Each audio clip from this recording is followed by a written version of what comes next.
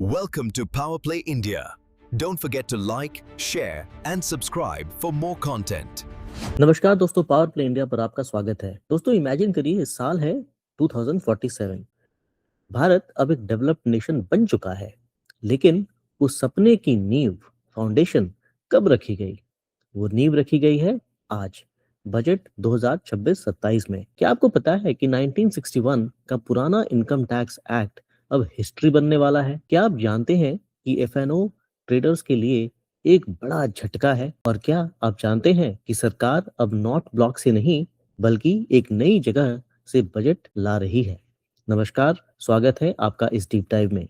आज हम डिकोड करेंगे भारत का फ्यूचर।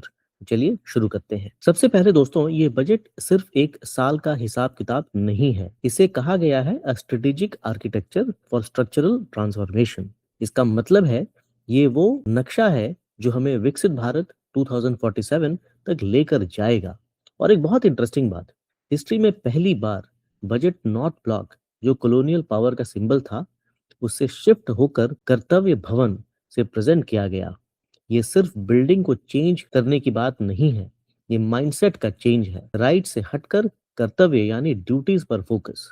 तो आइए देखते हैं इस नए दौर के बजट में आपके लिए क्या है। पहले मैक्रो व्यू समझते हैं, यानी सबसे बड़ी बात, बड़ी बिग पिक्चर। क्योंकि जब देश ग्रो करेगा, तभी हम ग्रो करेंगे। सरकार ने नॉमिनल जीडीपी ग्रोथ 10% प्रोजेक्ट किया है। भारत की टोटल इकोनॉमिक आउटपुट का एस्टिमेट लगाया गया है लगभग 3.93 करोड़। लेकिन ये ग्रोथ आएगी कहां से? इसके लिए सरकार ने 3 पिलर्स यानी 3 कर्तव्य डिफाइन किए हैं। पहला है इकोनॉमिक ग्रोथ को बढ़ाना, दूसरा है आपकी एस्पिरेशन को पूरा करना, और तीसरा सबका साथ सबका विकास। बेसिकली ये बजट मिशन मोड पर काम करेगा, ना कि बस पुरानी स्कीम्स को कंटिन्यू करके। अब थोड़े नंबर देखते हैं। बोरिंग मत समझिए, ये आपके वॉलेट पर असर डालते हैं। दुनिया भर में अनसर्टेनिटी है, ये आपको पता है। वॉर चल रही है, सप्लाई चेन इश्यूज हैं। इसके बावजूद सरकार ने फिस्कल प्रूडेंस यानी समझदारी दिखाई है। फिस्कल डेफिसिट मतलब सरकार अपनी कमाई से कितना ज्यादा खर्च कर रही है, उसका टारगेट रखा है 4.3% ऑफ जीडीपी। पिछले साल ये 4.4% था। मतलब हम उधारी कम कर रहे हैं। टारगेट है कि 2030-31 तक हमारा डेट टू जीडीपी रेशियो 50% पर आ जाए। और इस साल सरकार टोटल कितना खर्च करने वाली है? 53.47 लाख करोड़। ये पैसा इकोनॉमी में घूमेगा, जॉब्स क्रिएट करेगा और इंफ्रास्ट्रक्चर बनाएगा। दोस्तों, मैंने 3 कर्तव्यों का जिक्र किया था। ये कॉन्सेप्ट बहुत ही पावरफुल है। सरकार अब सेक्टोरल एलोकेशन से हटकर, यानी एग्रीकल्चर को कितना देना है, हेल्थ को कितना देना है, वगैरह वगैरह से, उससे हटकर मिशन ओरिएंटेड अप्रोच पर आ गई है। कर्तव्य नंबर 1, रिफॉर्म्स की स्पीड बढ़ाना। पिछले साल अगस्त से अब तक 350 से ज्यादा रिफॉर्म्स आ चुके हैं। कर्तव्य नंबर 2, युवा शक्ति, सर्विसेज सेक्टर और क्रिएटिव इकोनॉमी पर फोकस। कर्तव्य 3, इंक्लूसिव डेवलपमेंट, गांव और गरीब तक टेक्नोलॉजी पहुंचाना। इससे हम कह सकते हैं रिफॉर्म एक्सप्रेस, जो अब टॉप गियर में है। अब आते हैं एक्शन पर। कर्तव्य 1 फोकस करता है इंडस्ट्री पर। यहाँ 2 बड़े अनाउंसमेंट्स हैं। पहला, बायोफार्मा शक्ति। सरकार ने 10,000 करोड़ एलोकेट किए हैं। क्यों? ताकि भारत बायोसिमिलर्स और बायोलॉजिक्स का ग्लोबल हब बने। दवाइयाँ सस्ती होंगी और हम एक्सपोर्ट करेंगे। दूसरा, ISM 2.0। ISM क्या है? India semiconductor mission. हम सिर्फ असेंबली नहीं करना चाहते, हम चाहते हैं कि चिप्स का डिजाइन और मशीन्स भी भारत में बने, और इनके लिए रॉ मटेरियल्स चाहिए। इसलिए उड़ीसा, केरल, आंध्रा और तमिलनाडु में रेयर अर्थ कॉरिडोर्स बनाए जाएंगे। ये फ्यूचर की इंडस्ट्रीज होंगी दोस्तों। स्टूडेंट्स और यंग प्रोफेशनल्स, ये पार्ट वीडियो का आपके लिए है। सरकार का टारगेट है कि 2047 तक ग्लोबल सर्विसेज एक्सपोर्ट में इंडिया का शेयर 10% होना चाहिए। लेकिन ये होगा कैसे? क्रिएटिव इकोनॉमी के दम पर। इसे ऑरेंज इकोनॉमी भी कहते हैं। एनिमेशन, गेमिंग, विजुअल इफेक्ट्स, इनमें करियर बनाने के लिए 15,000 स्कूल्स और 500 कॉलेजेस में कंटेंट क्रिएटर लैब्स सेटअप किए जाएंगे। सोचिए, स्कूल से ही बच्चों को गेमिंग और एनिमेशन की प्रोफेशनल ट्रेनिंग मिलेगी। एक हाई पावर्ड कमिटी भी बनाई जाएगी जो एजुकेशन टू एम्प्लॉयमेंट पर फोकस करेगी। तीसरा कर्तव्य है कोई पीछे ना छूट जाए। पिछले 10 सालों में 25 करोड़ लोग पॉवर्टी से बाहर निकल कर आए हैं। इस मोमेंटम को बनाए रखना है। फार्मर्स के लिए एक जबरदस्त टूल आ रहा है, भारत विस्तार। ये एक मल्टीलिंगुअल एआई टूल है। सोचिए, किसान अपनी भाषा में फोन पर बात करके कस्टमाइज्ड एडवाइस ले सकता है, कब बीज बोना है, मौसम कैसा होगा, वगैरह वगैरह। इससे खेती में रिस्क कम होगा और प्रोडक्टिविटी बढ़ेगी। ये है टेक्नोलॉजी का असली फायदा। ये है एआई यानी आर्टिफिशियल इंटेलिजेंस का असली फायदा। और दोस्तों, यहाँ पर मैं एक बात बताऊंगा। मैं आपको वीडियो में आपको एक लिंक मिलेगा।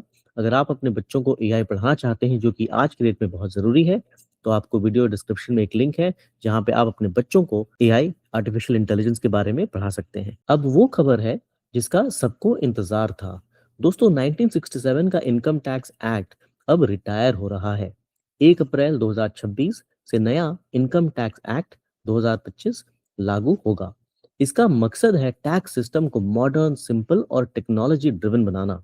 सरकार चाहती है कि लिटिगेशन यानी कोर्ट केसेस कम हो और कंप्लायंस बर्डन, पेपर वर्क खत्म हो जाए। ये एक हिस्टोरिक चेंज है जो डेकेड से एक बार होता है। तो नए एक्ट के अंडर स्लैब्स क्या हैं? ध्यान से सुनिएगा। ये रेट्स 1 अप्रैल 2026 से इफेक्टिव होंगे। नई डिफॉल्ट रेजीम के अंदर 4 लाख तक की इनकम पर नील टैक्स है, यानी जीरो टैक्स। उसके बाद 4 से 8 लाख 5%, 8 से 12 लाख 10%, 12 से 16 लाख 15%, 16 से 20 लाख 20% और 20 से 24 लाख 25% और 24 लाख के ऊपर 30%। एक और बड़ी राहत, इनकम टैक्स रिटर्न रिवाइज करने की डेडलाइन अब 31 दिसंबर से बढ़कर 31 मार्च कर दी गई है। गलती सुधारने के लिए 3 महीने और मिलेंगे। अब ट्रेडर्स थोड़ा सतर्क हो जाएं। सरकार को लगता है कि एफएनओ यानी फ्यूचर्स एंड ऑप्शंस में स्पेकुलेशन बहुत ज्यादा बढ़ रही है। इसलिए सिक्योरिटीज ट्रांजैक्शन टैक्स एसटीटी बढ़ा दिया गया है। फ्यूचर्स की सेल पर टैक्स 0.02% से बढ़ाकर 0.05% हो गया है। ऑप्शंस की सेल पर टैक्स 0.1% से बढ़ाकर 0.15% हो गया है। इसका सीधा असर आपको ट्रेडिंग प्रॉफिट्स पर पड़ेगा।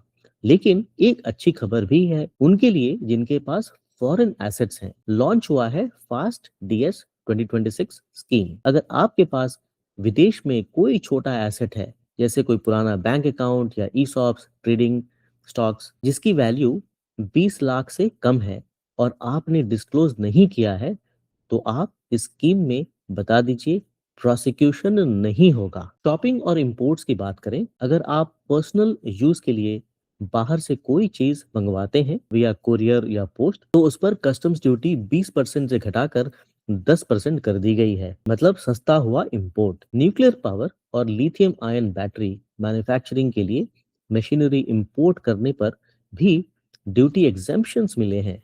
और सुनिए, एक नया कानून सेक्शन 56 ए आया है।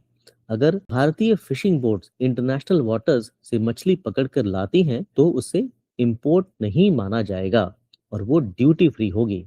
ब्लू इकोनॉमी के लिए ये बहुत बड़ा कदम है। जॉब क्रिएशन के लिए टेक्सटाइल्स बहुत जरूरी है। सरकार ने इंटीग्रेटेड टेक्सटाइल प्रोग्राम लॉन्च किया है। इसमें नेशनल फाइबर स्कीम शामिल है ताकि हम मैन मेड और नेचुरल फाइबर में सेल्फ रिलायंट बने। साथ ही खादी और हैंडलूम को ग्लोबल ब्रांड बनाने के लिए महात्मा गांधी ग्राम स्वराज इनिशिएटिव शुरू किया जाएगा। केमिकल्स में हर स्टेट में 3 डेडिकेटेड केमिकल पार्क्स बनाए जाएंगे ताकि हम केमिकल्स के लिए चाइना या दूसरे देशों पर डिपेंड ना करें। छोटे व्यापारी यानी एमएसएमईज इकोनॉमी की रीढ़ की हड्डी हैं। उनके लिए 3 बड़े कदम उठाए गए हैं। Number 1, SME growth fund.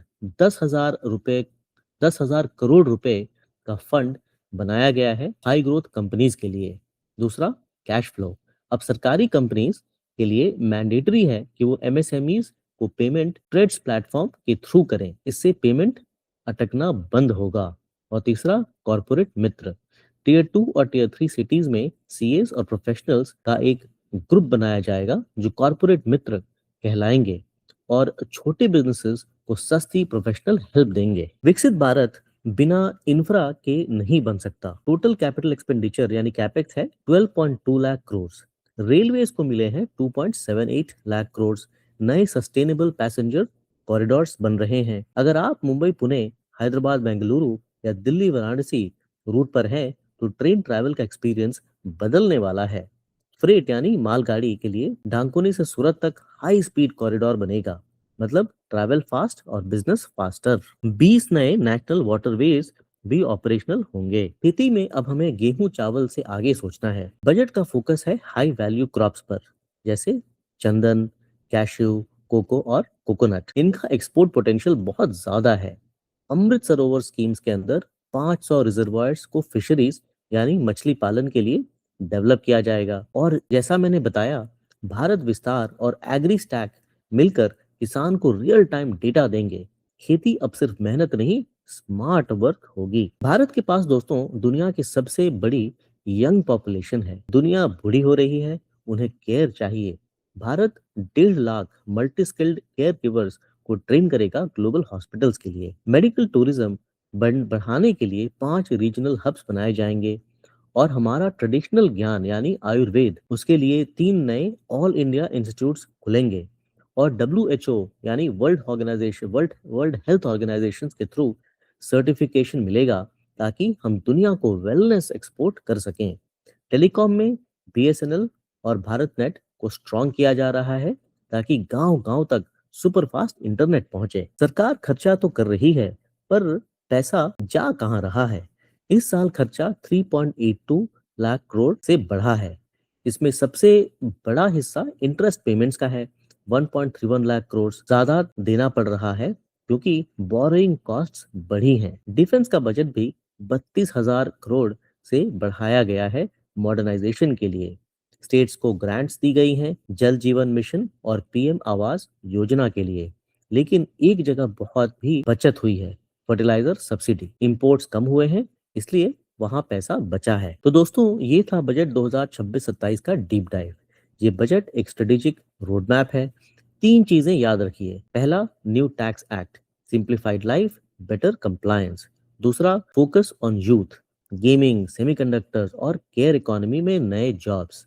और तीसरा, फिजिकल डिसिप्लिन, सरकार उधारी कम कर रही है जो इकोनॉमी के लिए अच्छा है। दोस्तों अगर आप 16 से 18 साल के हैं तो ये बजट वो जमीन तैयार कर रही है जहां आप अगले 20 साल अपने करियर बना सकते हैं।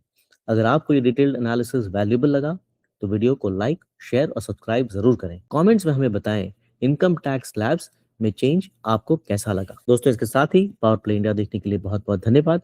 ऐसे ही देखते रहिए। जय हिंद, जय Bharat. Welcome to Power Play India. Don't forget to like, share and subscribe for more content.